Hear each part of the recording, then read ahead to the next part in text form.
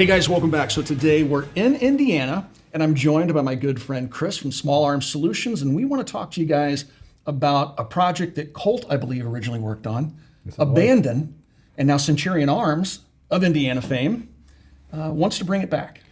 You know, it's one of those programs that have come out that it was almost like it was way ahead of its time. It was before the Knights version came out of the PDWs, before any PDWs came out, really, period. And it came as a brainchild of a very brilliant SOCOM gentleman named Mike Harris. Mike Harris came up with this idea, and he actually presented it to Colt. And the whole premise of the MARS program was to have a PDW that could defeat an AK-47 in a firefight. And Mike looked at the 9mm submachine gun, because the whole point of the MARS was to go after the submachine gun. It was to take out the submachine gun market, which ended up coming a later problem with Colt, because Colt they were afraid it was going to affect their M4 sales, when he's like, we weren't going after M4, we were going after 9mm. Right. That was the premises of what the MARS program was. Well, real quick, that's interesting, because during World War II, that's exactly what the Germans did with the Sturmgewehr. That was a machine pistol by classification. Because, well, there's politics, of course, were involved in that, right? Hitler didn't want to sign off on anything that would go against the K98 or anything like that. He wanted a submachine gun, like, okay, we'll just rebrand it as a machine pistol. But technically, it took a full power 8mm cartridge and shortened it. And basically the same thing, right? They wanted to make a machine pistol that would be able to go up against rifles on the battlefield, but had more capacity, lower recoil, and would be usable in full auto. Sorry to interrupt, but it seems like the concept was kind of born in World War II. Yeah, the concept was, again, having somebody who needed more firepower than a pistol, right, but couldn't carry a rifle. Right. But this one was a little bit different, because this was actually designed to be more of a primary weapon as a PDW. That was, for aircraft pilots, helicopter pilots, fighter pilots. Again, something that, this was a real rifle that was not something they could have rifle accuracy with, versus a submachine gun where you had your limited 100 yards. This was up to 400 yards for this cartridge. So let's talk about the cartridge. We have an example of one sitting here on stripper clips. Just so you guys know, and we'll get close-ups of this. This is a standard M855A1. Fancy you. Alpha 1. So there's a M855A1. This is the cartridge you're talking about on the stripper clip that the MARS rifle uses. So tell us more about this cartridge, because this is kind of important. Well, it was a reduction from 5.56 by 45 to 5.56 by 30. So basically, the cartridge case was originally a 5.56 that was necked down. It was a Wildcat cartridge, basically. And as the ammunition was developed by Mike Harris, well, the funny part was when this was being developed, every single round was a Wildcat that was handmade by Mike Harris. It was never actually made by anybody other than, every round started off as a 5.56. It was necked down, cut down, and it was made. So to design the cartridge, again, the rifle was basically shrunk down by, I forget how many millimeters, like 13 millimeters or whatever it was. Everything was shrunk down. So the magazine was as well. So the cartridge, again, 5.56, could take a 55 grain full metal jacket, 62 grain, could take a tracer, could take a saw point, you could use anything. But to get those pressures where they wanted them to be, you had to use a different kind of propellant. This is cool, guys. So unlike using like W846 or a particular ball powder you'd use for a rifle, they used a Magnum pistol powder. They would give them that burn and give them that velocity. So basically you're looking at velocity similar to not to say similar, but it's damn close to a 10.5-inch version of a 5.56. But you're increasing the pressures. You sort of want to make a parallel. You look at the NGSW, where you're taking the cartridge up to 80,000 psi to boost that in a small barrel. That's exactly what was done with the MARS in 1987, or the MARS in 1997. That's how the cartridge was made. Interesting. So what type of velocity with a 55 grain projectile are we talking about? If I'm not mistaken, out of a 10-inch barrel, you're doing what, 26, 27? With a 55 grain full metal jacket, you're looking at about 2,600 foot a second. Okay. 2,600 feet per second, guys, out of a short barrel with a cartridge that is significantly smaller than the 5.56, which is its parent case. Exactly. 45 by, 5.56 by 45 versus 5.56 by 30. And what we're looking at is by 1997 standards. You're looking at modern day propellants, what mine and Leclerc's doing with the new rifle, the new version. You're now using 20 plus years down the road, increases in technology and propellant. So you're able to get more and more velocity than you even did back then. So it was a higher pressure round, which is something that would always be the question on this, because it never was finalized. It never was developed. So they don't know how the gun would have held up because of the higher cyclic rates, because of the higher propulsion. The same conversation we're having about the M7 right now. Exactly. But this never had its day to be able to do that. But for as far as a proof of concept, that cartridge beat anything that was out there. It beat a 9mm, which again, that was target was. But at that same time, was when you saw some other PDWs coming out, the 5.7 by 28, and those were two of the ones that were looked at, side by side, and they were night and day. Again, you had 400 meters out of this, where you have a 5.7, you're looking at around 100, maybe a little bit more being generous. Right. And you had, again, rifle performance. And this also was one of the catalysts, many people believe, of the HK's 4.6 in their development of a PDW. So I just set a 5.7 out for size comparison. Absolutely. Next to the 5.56 by 30. But So I had the opportunity during Black Rifle 2 when I wrote my book to interview Mike Harris and also the Colt engineer who designed this thing. So I actually got the lowdown on the whole way the whole program went. Mike actually went to Colt with a proposal of what this was, and Colt was interested in it. So they assigned the engineering team. And basically you have an M4 carbine here. Basically you had this, it was an M4 carbine, you had 13 parts that were shrunk down to make this rifle. Most of these parts that you see, again, this is mine and Leclerc's, but this is very much like the original. It was made the exact same way. It was basically you're taking the receivers, cutting them down, removing material, and then welding them back together. And the lower receivers required a modification to the lower receiver, the upper receiver, and the charging handle and the bolt carrier. So these are the modifications that were made to it. So Colt went to work on this. Oddly enough, this is one of the first programs that Colt had done where the thing worked from the get-go. There was never a malfunction with this gun when they put it into production or there was never a malfunction during the engineering testing. Okay. And that was almost unheard of at Colt. You always had the teething things to get it to work. I mean, almost always. I could tell you story after story of firearms that have come to market. I've been invited down to see the very first one to come off the production line. The first question out of my mouth is like, how many rounds have you fired through the test rifles? Oh, this is the first one. I'm like, it's not going to work, right? Well, why would you say that? We go out, shoot it, and it sheared a bolt lug off like first round. Yeah. So generally speaking, people think that these are simple machines. No, they're not. And there's so much engineering that goes into a rifle that feeds itself. Even bolt actions, but even more so with something like this that feeds itself, because there's so many different things that can go wrong. Just a few thousandths out of spec here will make the gun completely poop all over itself. Well, the designing of a firearm, it's far more complex than even designing a car engine, because you're dealing with such limited amounts of time to make things happen. Very limited amounts of time, between that unlocking and locking, and when you can, how much time you pressurize it. It's a very complex balance of everything. So for them to be able to get that right out of the get-go, it was pretty incredible. So the Colt team did very well with it, and when they initially got the gun out and tested it, it did everything that it was supposed to. The 5.56mm MARS, this thing punched through a Keller helmet at 300 yards. Yeah, I believe Again, this is the because the PW. velocities are so close. Absolutely. So it did exactly what it was supposed to do. Huh. So I'm going to take a look at this thing and see what they actually did. Yeah, because to me you said 13 parts were changed. So obviously we have the magazine, lower receiver, upper receiver, bolt, carrier, buffer tube, stock. Yeah, I've lost count. Yeah, this is 13 parts. And this is the actual parts. These are the actual stock. And let's take a look at that. So cool, yeah. This is wild. Why don't you hold on to the Mark 18 and I'll hold on to this. Okay.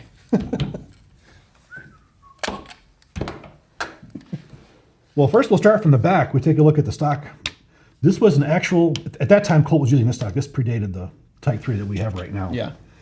So basically the stock was cut down. So it would fit the shorter. Oh, look at that stumpy little guy. So the shorter receiver extension. So basically cut down, welded this and moved it forward. So you still, and of course mine's got 6 positions on here, but back when this would have been done, it would have been 2. 2, yeah. So this was cut down. Now we take a look at the receivers. Now we can actually see on here the weld marks. Port cover too, that's another one. Yeah, we can see it was cut down in the front, cut down here. Everything was moved forward to get it smaller. Well, something else has to change as well. The bolt carrier itself. And again, how that was done, you had it cut down, move forward, re-welded. Modification of the carrier key, you had to cut it down a little bit because of the length. Oh yeah, bottom out. And looking in the back here, as you can see, this cut through here, you had to modify the firing pin as well because of the way this sit. Now everything's set back on here, so you had to move the trigger mechanism back as well. So it's interesting when you compare this lower receiver to the one we're going to show you. the trigger actually sits back further on here. Huh. And you can physically can see it. I think that's so everything will align properly. Now, this was a U.S. patent. Now, Mike Harris and Colt's Jim Taylor was the Colt liaison who worked for it. They had a patent, U.S. patent of U.S. patent 5,827,992, which is the patent for the entire Mars system, everything going back.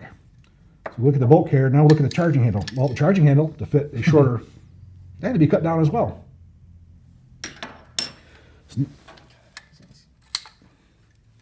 So again, we can see the welds on here as well. Again, everything else is all standard. This whole barrel was a standard barrel assembly. They didn't do anything other than rebarrel it. Same gas tube, same handguards, all the same. It's a carbine length, This is a carbine length. gas tube. So you guys ask. Yep. It's being covered up, just so you guys know. Colt- it's not pistol length, Nope. surprisingly. Colt oddly was, believe it or not, they actually designed the mid-length system back in the 60s. But it was But I mean, with the prototype. powder, it burns so fast, we tapping the gas off late. Yeah. Because it's going to peak in pressure somewhere back here, right? But then it's going to lower the pressure by the time it gets to the port to Yeah, your software better- on here, even with the higher pressures, it remained the same as a regular M4, around 750, 950 rounds a minute. Really? So That pressure must peak back here, and by the time it hits the gas port, it's dropped off towards not much different. I'm guessing. I'm not an it was engineer. it was very well thought out by, again, the brainchild of Mike Harris, and then again, Jim Taylor and Colt's team brought it to fruition.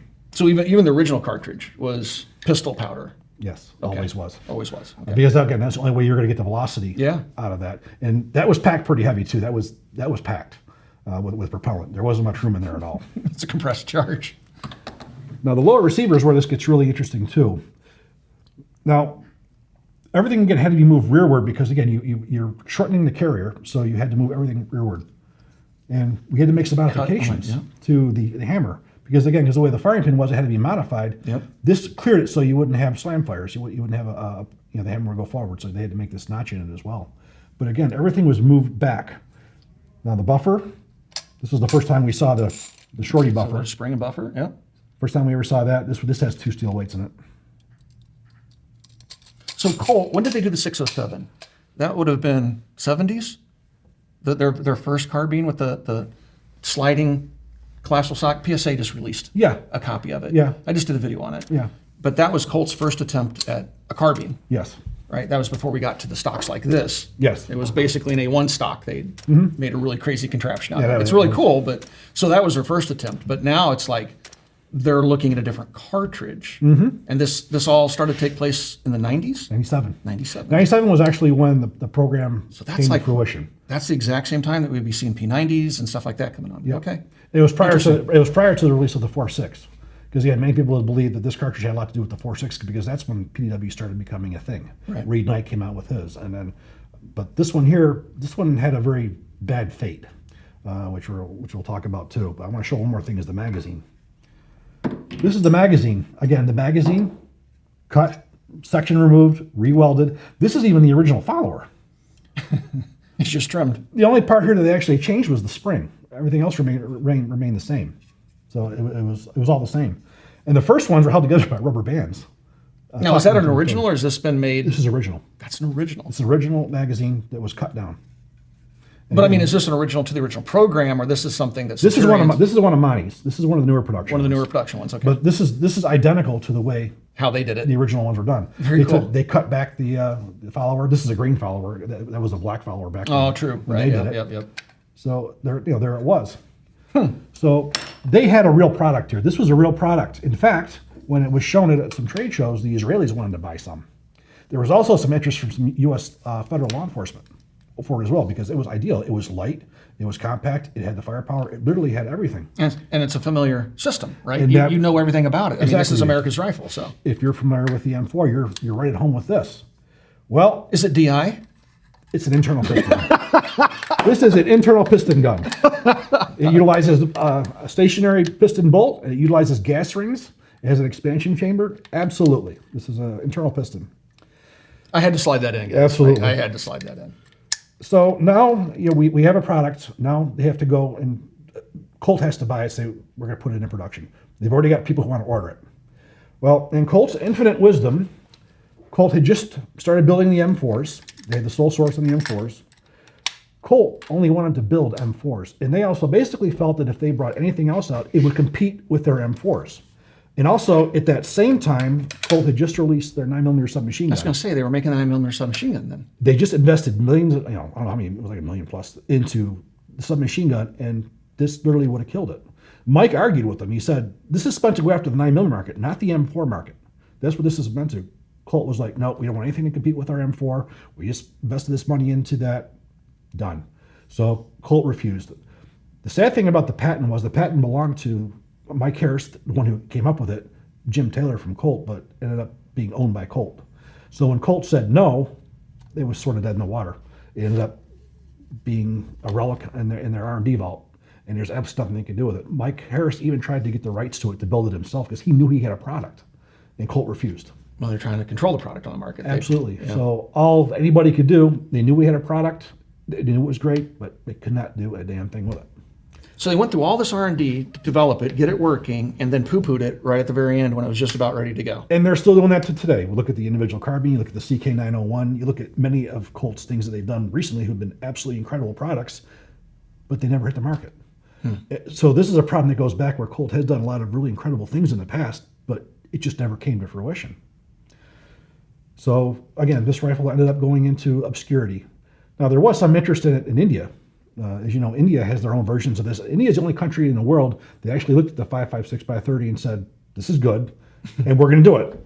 And they did it. And they have their own versions of that rifle. NSAS. Oh, it's an NSAS? NSAS, yes. I'm sure it works great. Not. I've actually had the displeasure of seeing one of those in person. It's very I was in India. I was like, oh my gosh, can I touch it? No. I just want to see it. So the potential was known. This cartridge was a thing. But it went into obscurity until Now, not too many years ago.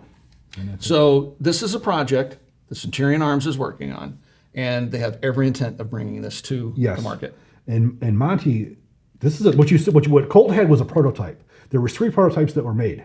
Monty is building and he is refining and building a finalized product, a finalized 5.56x30 original Mars rifle. So that's what was never done before. Again, it was left in the prototype stages because Colt wouldn't invest further into it. Monty's picking it up and he's taking it from where they stopped and he's finalizing it. So did Colt just say, go with it, we don't care anymore? Patent ran out. Patent ran out. Nothing, Oh, Colt, it's- nothing Colt could do about Oh it. yeah, I guess that was 90. Yeah, this is 90. So that's Yeah, been, 98. yeah, Which he just had to wait. yeah. That's all he had to do.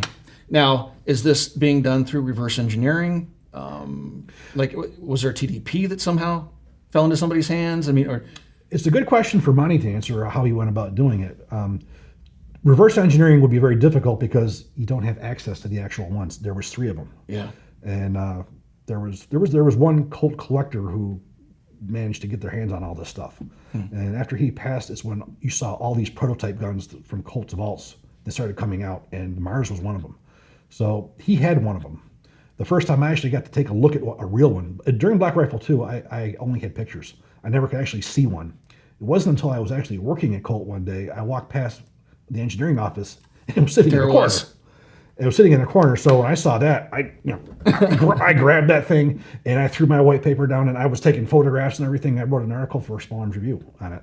It was the first time I actually got a chance to take a look at one. But Monty didn't have the luxury of getting his hands on a real one. He basically had to look at it, and I think he did a lot of reverse engineering. But again, that's a good question for him. yeah. I mean, that's a lot of work. When you look at it, you can see what Monty's done is using more modern technology. Yeah. He's using 2025 technology for machining versus what they were doing back, in 1997 at Colt. Right. So you can see some refinements in that. But this is the true gun. This is exactly what was developed, by, Mike Harris and Jim Taylor to a T. So the goal is to get it onto the U.S. market, including the ammunition, and And eventually international sales. This concept, if you look at any PDWs out there, still to this day, there's nothing short of a 5.56 that's shorter that will do what this will. Yeah. No 5.7, no 4.6. They don't do it. And this doesn't weigh and is not much bigger than any of those PDWs. right. It's not. And again, somebody who's trained with an M4, you're just as home with this. This is an M4. Everything that you have here is the same. Bolt catch, everything is the same. So there's no transitional training for it. Right. And it serves a role that there isn't anything out in the industry right now that I'm aware of that does it. Right. and that cartridge. So it will be available. So there's no plans by Centurion Arms to hold this close to their chest in terms of the ammunition and things like that. Because I bring that up because like the 6.5 Grindel, that cartridge was almost killed, maybe did kill it, was the fact that Bill held on to that data for so long, it would not allow anybody to make the ammunition. If you wanted it, you had to go to Alexander Arms to get it. And it was really hard. People just walked away from it when it really had potential. Monty has made it clear he wants this out. He will do what he has to get this into the mainstream. Okay. Because So if you're an ammo manufacturer and you're interested in this, Absolutely. reach out. Because the only thing that will hold this up from really prime time is the availability of ammunition. I think once Monty is able to source this and start showing this on the international market, I've seen in the trade shows all over the world, and you see what people are putting out. No one has ever put out anything like this. Again, you're looking at the limited calibers that we have today, but to have that same package, that same weight, to have 400 meters worth of accuracy and penetration, being able to go through, being able to go through a lot of vests, going through magazines, that are on someone's chest, which all were tested, and it did it all. Then you put the A1 bullet in there. Yeah. So you got the At penetrator in there. this point, yeah, you could put the MA55A1 in there. You could put an M995 AP round in it. I mean, this will take any round that short of the Mark 262. It's not going to take 7 grain, but anything from 62 grain and lower, this thing will take, and you will have all those benefits of it. So what's the rifling? The original rifling? Do you know? And then what's 1 and 7. So was it 1 and 7 back in Yes, in the it 90s? was. So it was okay. Well, back at that point, you already had NATO standardization in '85. Right. So Colt has stopped making anything in 1 and 12. Okay. Ever since. So I didn't know if they're playing with 1 and 8s or 1 and 9s. They just went with 1 and 7 because it's about the same velocity, definitely the same bullet. Yep. Makes sense. Keeping everything as close as possible. Another thing we didn't mention that was cool on here too is this little hole you see. I saw the hole. I meant to ask. When Mike developed this, he didn't like the side swivels that the M4 had. He said, if you're going to carry this, you're going to have it. Paracord through there? Yeah, you're going to have it through here and here is the way it's going to hang. Yeah. So this is the way he designed it, was to have an eyelet in here and a sling swivel rather than have it on the side, because he felt that it was going to be better from top. So that's what that hole was there for. That's funny. And that's even copied. Very cool. So this is in the prototype phase, right? So this is still a project that's being evolved. Do you have any idea when this might actually come to fruition? I'm not sure on a date yet. It's being worked on. It's really hard when you're in prototype phase. Yes. It's like, we're going to launch on December 1st, 2027. I mean, I know you can't pick that date. Well, right now there's other parts to this. First off, if someone is to buy one of these, again, ammunition's not available, so you have to have reloading dies made. So Monty has been working on getting reloading dies made, I believe by Reading, is actually making 5.56 by 30. So again, you'll be able to make your ammunition for this. He has the load data for it. He has modern load data for it. They're actually working on new loads right now with modern propellants. So there's going to be reloading dies. There's going to be reloading data. So somebody will be able to load ammunition for this in the midterm until you're able to secure. I would even do that. That would get me back into the reloading game. Absolutely. Because this would be absolute hoot to shoot, to play with, to suppress, to test it against 5.56. And just to think that you could have a PDW that's smaller, lighter, but still even, capable of pushing the exact same bullet at almost the exact same velocity within 100, 200 feet per second. That's incredible. It almost seems too good to be true. It is. Well, again, you think about the premises behind it. A PDW, a small lightweight PDW that can win a fight against an AK-47. Are you going to do that with a 5.7 or 4.6? Gosh, man, that's so crazy. And again, this takes me back to the M7 and everything talking about that right now. People saying, well, it's a dumb cartridge, this high pressure. This was done in the 90s, and it's the same thing. Granted, it's not a bimetal case, but it's still running pistol powder in a rifle case with higher peak pressures. What's old is new. But what's old is new again. It is so crazy to me that, and this is something I didn't even know about. This is something within your wheelhouse. And when you said, hey, you want to come down and see this thing? I'm like on the internet looking it up. I'm like, get out of here, for real? Monty contacted me a few years ago when he was starting to get interested in this. And I went through all my records from Black Rifle 2, and I gave him all my reports, all my photographs. I sent him some ammunition. I gave him everything I had because he was hot on it. And I may have been the one who put him in touch with Mike too. Sorry. I may have been the one who put him in touch with Mike Harris as well. Again, the designer. Jim Taylor at Colt was no longer there; it wasn't really available. But he got to talk to Dad, the guy who developed it, and he's formed a relationship with him as well. So you had the original person involved with the new product as well, which I'm sure for him, he's seeing a vision that he had in 1997, 98 coming to fruition in 2026. That's pretty cool. You know, At least it's coming to fruition. he was, That's awesome. but again, he was so ahead of his time with this. This thing was, but Colt didn't have the vision to see what they had in front of them. It's not uncommon. No, it's not. I mean, Especially in the with firearms Colt. world. Yeah, Colt. I feel sorry for them because they keep making horrible mistakes. But you know, the thing is they have the stuff. They have some really incredible stuff in their archives and their engineering vaults. Yeah. That if they would just get it out and sell, the stuff would go like crazy. Most people don't realize everything Colt has done with that particular weapon. I mean, they were doing belt feds long before the fight light ever existed. Certainly. They were doing the carbine stuff like the 607 we were talking about. They were doing all this crazy stuff, 9mm guns, all this crazy stuff very early on in the development of the weapon.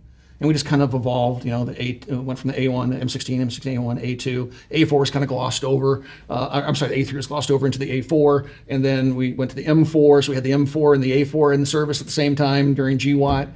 In the early days. But it seems like all the really cool, innovative stuff just kind of If you go back off. to the 60s and you go back into the 90s, which was really the Colt's golden era of development of the M16 platform, it was really once 1995 came and the M4 sole source came that they were more interested in building government guns and building what the government wanted. And as a salesperson for Colt, who we would go overseas, we often would say, if it's good enough for the U.S. government, it's good enough for you. That was a lot of the attitude that they would say they wanted something different.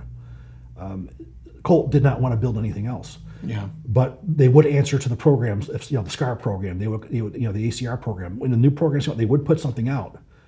But the lessons that were learned, the advancements, it never bled over because the U.S. government never said, we want this. Yeah. Gosh, I remember the old Colt ACR, the 901. It was built for a program that petered out. And That was the whole thing. If if the U.S. government was satisfied with it, they weren't making advancements, and that's what's put them behind. Yeah. That's why if you look at most of the industry, they don't look at Colts as viable because the engineering just seemed to stop. It didn't stop in their engineering vaults. The stuff exists there, but for as far as it being released, it was always, they were always behind the eight ball because they didn't want to put out anything that would compete or anything that would make the government think there was something better than what they had. So it was a self-preservation move on their part, which it's been their curse. yeah, well, they go in and out of bankruptcy because of it. Too Yeah. bad they won't innovate because they certainly have the capability to innovate. We're looking at some of the innovation. This is awesome. And thank you for taking the time. My absolute pleasure. This is an incredible piece of history that's coming back to life, and hopefully we'll see it on the market here very soon. And I will definitely do an update video in the future when it does hit the market. We'll have them bring it up to Maybe even range sooner. and maybe even sooner. You guys are both in Indiana. Yeah, I know. If you Go come on fire the out, prototype. that would be awesome. I'd make a trip down just to do that. Absolutely. So, guys, I can't give you information on how to find the company that's manufacturing this, but if you look around for Centurion Arms, I think you'll find some information out there. I can't link to anything because YouTube will immediately yank the video, but do some research into this program because the Mars program is really cool. There's a little bit of information, not a whole lot, surprisingly, out There's there. not. This was a benefit that I had because of writing Black Rifle 2. Colt gave me access to a lot of stuff that they'd never given anybody else, even up until late 2010 or so. I was fortunate enough to be able to get in there to look at a lot of the programs that they never made public. Yeah. And this was one of them. And during Black Rifle 2, because Colt was very cooperative with it. We got to look at a lot of that stuff. Well, for people like me that collect military small arms, I'm dying to get my hands on one of those. Oh, yeah. I have the 901 and all I that am stuff. too. It would be so cool to be able to shoot that and all that stuff. And we'll get to that, guys. I promise you guys, I'm going to follow this project. And when it does come to fruition and we actually have a shooting prototype, I'm looking very much forward to making that video. Chris, thank you, man. My pleasure. Taking the time to do this video. Absolutely. If you guys would like to support us here at the Military Arms channel, the best way to do that is to become part of our Patreon family. There's a link in the video description below. And we'll just leave it with that. Thank you, guys, for 18 years. And we'll talk to you soon, man. Absolutely. Especially when you come back out so we can go shoot this thing. Absolutely. I can't wait myself. Should be fun. Thanks for watching, guys.